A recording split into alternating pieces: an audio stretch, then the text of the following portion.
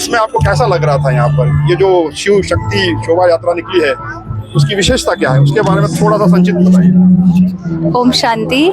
तो ये शोभा यात्रा बहुत समय के बाद निकली है, तो इसीलिए अब सबकी बहुत अंदर से इच्छा थी कि इस सेवा में सब भाग ले, क्योंकि सभी अपना भी इस ईश्वरीय सेवा में जमा करना चाहते हैं। सबको उमंग उत्साह बहुत था और आत्माओं का कल्याण भी करना चाहते हैं। तो मुझे पहले से दीदी ने वैसे तो ये सेवा दी रखी थी, लेकिन ऑनेस्टली मैं काफ़ी ज़्यादा पूरे वीक के कारण बहुत थक चुकी थी, टायर्ड थी और थोड़ा सेल्फ कॉन्फिडेंस भी कम था। लेकिन दीदी ने मुझे कैसे वरदान दे दिया, जैसे बाबा ने दीदी के द्वारा कमाल ही कर लिया। आज जो मेरी एनर्जी लेवल थी वो भी पूरी बूस्ट हो गई, और कैसे वो सेवा ऑटोमेटिकली ही भगवान करा लेता है जब भी आप एक निमित्त बन जाते हो, तो उसके कार्य में आप सफल कर लेते हो, अपना श्वास भी सफल कर लेते हो। और ये मेरा अनुभव नहीं, लेकिन सभी लोगों का अनुभव ऐसा है। वो भाई जो गाड़ी चला रहे थे, वो तो उनको तो भगवान का परिचय भी नहीं, लेकिन वो खुद भी कह रहे थे कि उन्होंने जो अनुभव किया कि आज तक इतनी रैलियां उन्होंने देखी, लेकिन ये रैली में उनको भगवान का परिचय मिला और उन्होंने दिल से ये रैली की, दिल से उन्होंने दुआएं भी जमा की और औरों को भी दुआएं देते गए। तो बहुत खुशी हो रही है, शक्ति भी अनुभव हो रहा है और दुआएं भी मिल रही है। अच्छा तविता जी, एक और बात बताइएगा, जो कलश यात्रा जो निकली है, और आज कहते हैं ना शिवरात्रि तो है ही, उसके उपलक्ष्य में तो ये शिव की जो रैली हमने देखी है, लेकिन विशेषतर जो आज महिला दिवस है,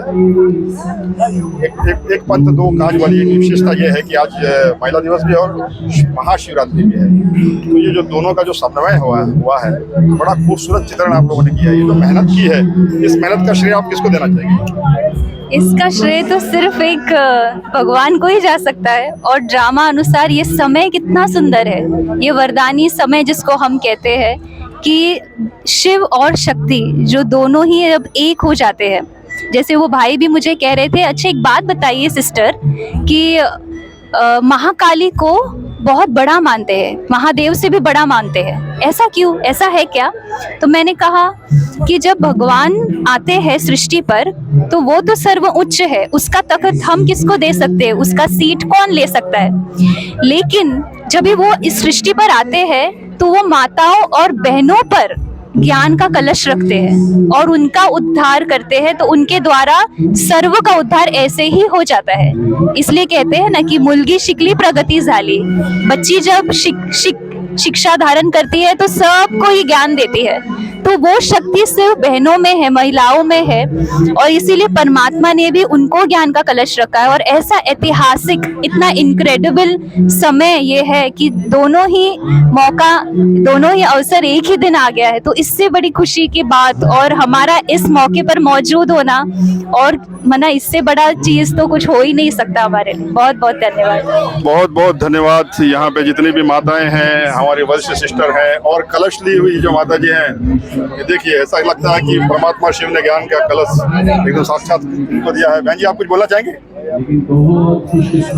मुझे इस यात्रा में बहुत अच्छा लगा। ऐसे मतलब जब हमको थकान ही नहीं लगी कि हम वहाँ से यहाँ तक आए, मतलब बहुत एंजॉयमेंट से आए हम लोग। मतलब बाबा करवाता है ये लग रहा है, और हर बार हमको साथ भी देता है।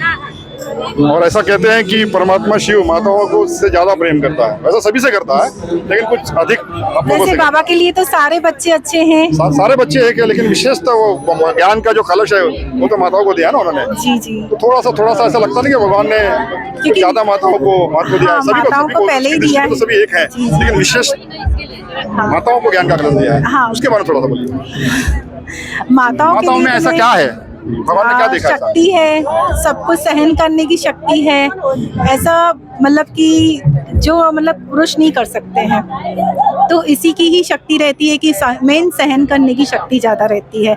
नारी शक्ति ही होती है जो सहन करती है। अच्छा, सहनशील ये बहुत बड़ा गुण है, और ये भगवान ने वरदान के रूप में आप लोगों को दिया है। ये पुरुष को नहीं होता है, ये सिर्फ नारी को ही रहता है। वो जल्दी से वो हो जाते हैं, लग जाते हैं।